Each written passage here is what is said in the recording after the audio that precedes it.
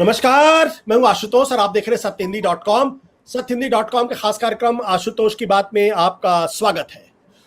बातचीत शुरू करने के पहले दो छोटी छोटी अपील। सत्यहिंदी.com आपसे आर्थिक मदद की उम्मीद करता है। आप इस वीडियो के डिस्क्रिप्शन में जाएं और हमें आर्थिक मदद करके सत्य हिंदी के सदस्य बने, हमारे लिए बहुत बड़ी मदद होगी। साथ ही साथ सत्य हिंदी का मोबाइल ऐप भी आ गया, उसको भी आप डाउनलोड कर सकते हैं। अब आज की बातचीत शुरू करते हैं।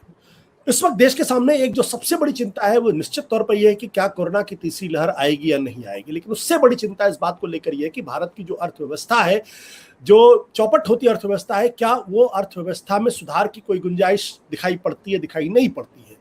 जो लाखों की संख्या में लोग बेरोजगार हुए हैं, जो लोगों के धंधे चौपट हो गए हैं, क्या उसमें कुछ बदलाव की उम्मीद दिखाई पड़ती है, दिखाई नहीं पड़ती है। ऐसे में जिनको भारत की अर्थव्यवस्था को लेकर चिंता की लकीरें जिनके माथे पर हैं, उनके लिए जो अप्रैल से लेकर जून का जो क्वार्टर है, इसमें जो डेटा आया हुआ है सरकार की तरफ से, जो आंकड़े आए हुए अर्थव्यवस्था के, वो आंकड़े बहुत सुकून देने वाले हो सकते हैं। दरअसल 20.1% की जीडीपी की ग्रोथ दिखाई पड़ी, लेकिन ये आंकड़े पिछले साल जब देश के अंदर लॉकडाउन लगा हुआ था उसकी तुलना में है, जब देश की अर्थव्यवस्था उस क्वार्टर में 23.9% हो गई थी। लेकिन फिर भी 20.1 का जो आंकड़ा है अपने आप में बड़ा आंकड़ा है। खासतौर पर उस वक्त का आंकड़ा है जब देश के अंदर दूसरी जो कोरोना की लहर थी, वो कोरोना की लहर आई थी, पूरे सब जगह हाहाकार मचा हुआ था।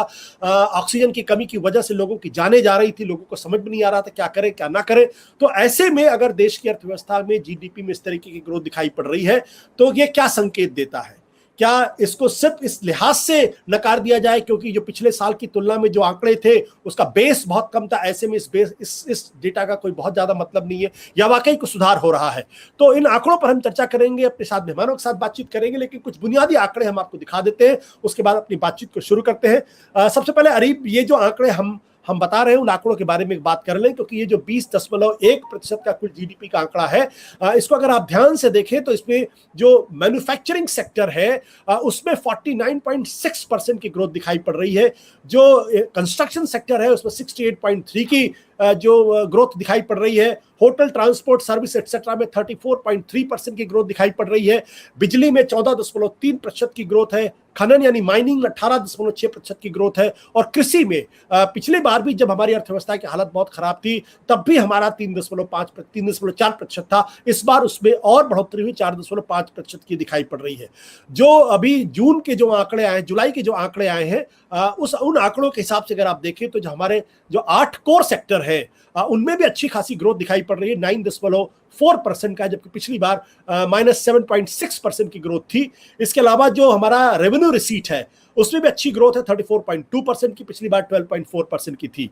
लेकिन इस बीच जो चिंता की लकीरें हैं, और बहुत सारे लोगों को ये लगता है कि शायद ये आंकड़े हमारी अर्थव्यवस्था की जो हेल्थ है उसको बहुत कायदे से नहीं बता पाते। क्योंकि ऐसा क्यों है कि इस देश के अंदर 2014 से लेकर 2021 के बीच में जो गैस है, जो सिलेंडर गैस है, उसके दाम में 116% की बढ़ोतरी हुई है। यानी जो 410 रुपए प्रति सिलेंडर था वो आज की तारीख में 885 रुपए प्रति सिलेंडर हो गया। यानी 116% की ग्रोथ दिखाई पड़ रही है, उसमें बढ़ोतरी दिखाई पड़ रही है। इसी के साथ डीजल और पेट्रोल के दाम आपको मालूम है कि वो पेट्रोल 100 रुपए से ऊपर निकल गया है, डीजल भी 100 रुपए के आसपास दिखाई पड़ रहा है। तो 2014 की तुलना में जब मनमोहन सिंह की सरकार थी और अब पिछले 7 सालों में पेट्रोल के दामों में 42% की बढ़ोतरी और डीजल के दामों में 55% की बढ़ोतरी है।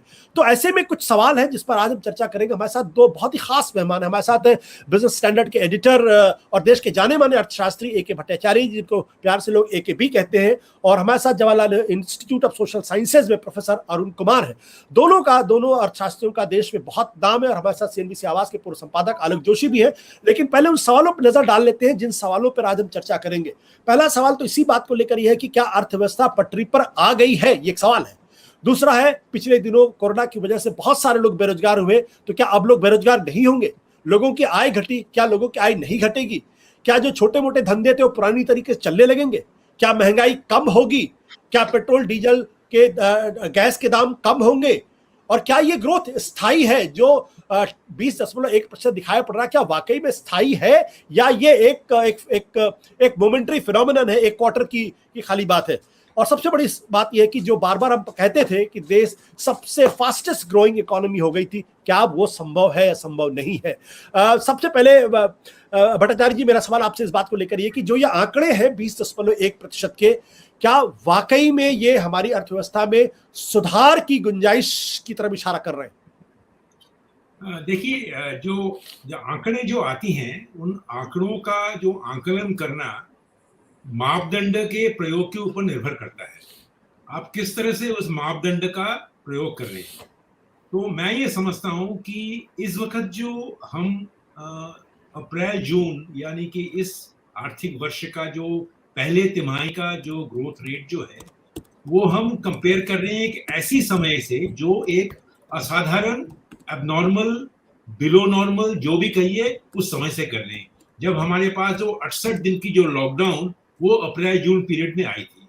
तो जब ऐसे मौके आते हैं, अर्थशास्त्री को बहुत लोगों का मानना ये है कि ये तुलना करनी चाहिए आपको ग्रोथ रेट से नहीं, साइज ऑफ द इकोनॉमी से, कि आपकी जो इकोनॉमी की जो साइज है, इकोनॉमी की अर्थनीति की जो आयतन जो है, वो कितना ज्यादा है।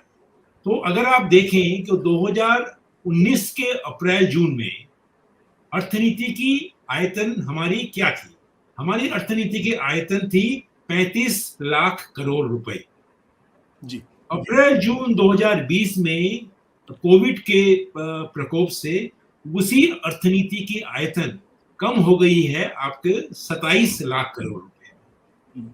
उसके बाद एक साल बाद उसी अर्थनीति की जो आयतन साइज जो है वो आ गई है करीबन 32 लाख करोड़। तो मैं ये समझता हूं कि ये 2 साल की जो पुरानी जो real size of the economy थी, उसमें हम अभी तक आ नहीं पहुंचे हैं। तो मैं समझता हूं कि हालांकि 20% वृद्धि दर हासिल करना अपने आप में एक इम्प्रेसिव परफॉर्मेंस है। ये जैसे आपने कहा कि जो दूसरी लहर जो आई, उसके चपेट में आने के बाद भी हमने 20% की जो वृद्धि दर दिखाई, वो अच्छी बात है, इम्प्रेसिव है। पर मैं ये समझता हूं कि अर्थनीति पटरी में आई है या नहीं आई है, वो निर्भर करेगा कि आप इस वक्त की जो अर्थनीति की जो आयतन साइज जो है, वो क्या पुरानी प्री पैंडेमिक स्टेज के आई है कि नहीं। मैं समझता हूं अभी भी नहीं आई है। और अगर हम इसको जल्दी उसी आयतन में, साइज में न ला सके, तो मैं समझता हूं कि इसका जो प्रभाव हमारी नौकरी में, ओवरऑल डिमांड में, ओवरऑल इन्वेस्टमेंट में जो पड़ेगा, वो हमारी अगली जो तिमाहियों में जो परफॉर्मेंस है, उसमें ऊपर एडवर्स इंपैक्ट आ सकेगा। मैं शुरुआती दौर में यही मैं टिप्पणी करूंगा। प्रोफेसर अरुण कुमार, क्या आपको लगता है कि ये आंकड़े एक छलावा है? क्योंकि अभी भी ये गारंटी के साथ नहीं कहा जा सकता कि आप प्री पैंडेमिक टाइम में जो हमारी अर्थव्यवस्था की स्थिति थी, हालांकि उस वक्त भी काफी बुरी थी, 3.4 उस क्वार्टर में आया था और ओवरऑल 4.2% था, वहां तक भी नहीं पहुंची है। तो क्या ये माना जाए कि ये आंकड़े की बाजीगरी है? देखिए, जैसे कि AKB जी ने अभी बताया कि हमको जीडीपी कंपेयर करना चाहिए, ना कि रेट ऑफ ग्रोथ इस समय। तो जीडीपी तो हमारा करीब 10% कम है 2019 के उससे, और 2019 के बाद अगर ये मान ले कि 3.25% की भी ग्रोथ होती तो 7% और ऐड कर दीजिए, तो हमारा जो मतलब पोटेंशियल जो जीडीपी होना चाहिए था उससे करीब 17। तो अभी मतलब उस रफ्तार से नहीं आ पाया है जिस रफ्तार से आना चाहिए था। लेकिन ये बात जरूर है कि जो सेकेंड वेव है उस पर उतना बुरा असर नहीं पड़ा हमारी अर्थव्यवस्था पे जितना कि पहली जो वेव में पड़ा था, जो लॉकडाउन कंप्लीट था। तो मतलब कि हालात उतने बुरे नहीं हैं जितने कि पिछले साल Q1 में हालात थे। लेकिन मैं अपनी बात एक और तरह से भी रखूंगा कि ये जो हमारे क्वार्टरली ग्रोथ रेट के आंकड़े आते हैं, ये संगठित क्षेत्र के आंकड़ों पे निर्भर करते हैं, सिवाय एग्रीकल्चर को छोड़ के। एग्रीकल्चर असंगठित क्षेत्र है, लेकिन एग्रीकल्चर के आंकड़े भी सही नहीं है, क्योंकि पिछले साल जो Q1 था उसमें दिखाया था एग्रीकल्चर में ग्रोथ 3% थी, लेकिन मेरे अनुसार एग्रीकल्चर की जो डिक्लाइन था 10% से, क्योंकि जो दूध का कंजम्पशन गिर गया था, अंडों का कंजम्पशन गिर गया था, मुर्गियों का कंजम्पशन गिर गया था, फूल बाजार में नहीं आ रहे थे, सब्जी और फल। मैंने अपनी किताब में आंकड़े दिए हैं कि आज़ादपुर मंडी जो कि सबसे बड़ी मंडी है नॉर्थ इंडिया की, वहाँ पे 50% कम आए 2019 से कंपैरिजन में, यानी कि जब सब्जी और फल सड़ गए खेतों में, तो यानी कि कृषि में भी गिरावट है। और अगर आप देखें तो वो एडमिट किया था लास्ट ईयर उस क्वार्टर में कि हमारे पास आंकड़े नहीं है उत्पादन के, हम तो ये मान ले रहे हैं कि टारगेट फुलफिल हो गए। तो सिर्फ ये तो एक मनगढ़ंत बात है कि टारगेट फुलफिल हो गए क्योंकि हमने इतना टारगेट रखा था वो फुलफिल हो गया, जबकि वो सबको पता है कि वो फुलफिल नहीं हुआ। इसी तरह इस बार का आप देखिए जो प्रेस रिलीज है उसमें भी ये कहा गया है कि हम मान लेते हैं कि अजय फुलफिल हो जाएंगे टारगेट, लेकिन एक्चुअल में क्या प्रोडक्शन हो रहा है वो हमें पता नहीं है। तो ये देखिए नॉन कंपेरेबिलिटी है, यानी कि इस साल का जो क्वार्टर वन का जो एग्रीकल्चर का आंकड़ा है वो पिछले साल से कंपेरेबल नहीं है, पिछले साल का उससे पहले से कंपेरेबल नहीं है, यानी कि आंकड़े हमारे सही नहीं है। दूसरी बात, जो हमारा क्वार्टरली आंकड़े आते हैं वो संगठित क्षेत्र के आंकड़ों पर निर्भर करते हैं, सिवा कृषि को छोड़ के, जैसे मैंने कहा। तो असंगठित क्षेत्र इसमें आता ही नहीं है।